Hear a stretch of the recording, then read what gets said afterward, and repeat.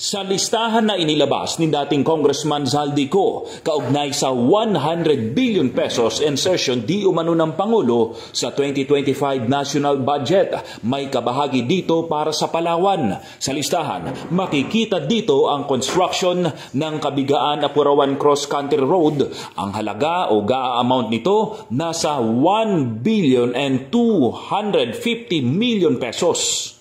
Hinati-hati ito para sa package A, B hanggang E o 5 package para sa higit 1 billion pesos na proyekto para sa Aburlan na sakop ng 3rd District ng Palawan. At ang mapapalad na kontraktor na nasa listahan ni Zaldico, una, Aqualine Construction, siya raw ang gagawa sa package A na may GAA amount na 250 million pesos. Pangalawa, KIR o KIR Construction para sa package B na ang GAA amount ay nasa 250 million pesos din. Pangatlo, Ivy Michelle Construction sa package C, GAA amount 250 million pesos.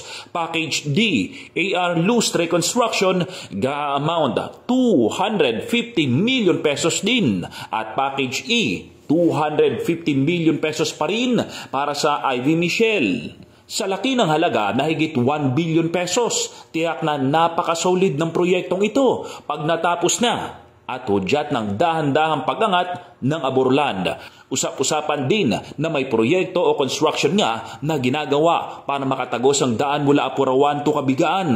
Pero pagkatapos na mailabas ang listahan ni Zaldico, ni isa sa 4 na malalaking kontraktor sa Palawan ay wala pang pahayag ukol dito. Gerald Gales, Basta Radyo, i-bandera mo.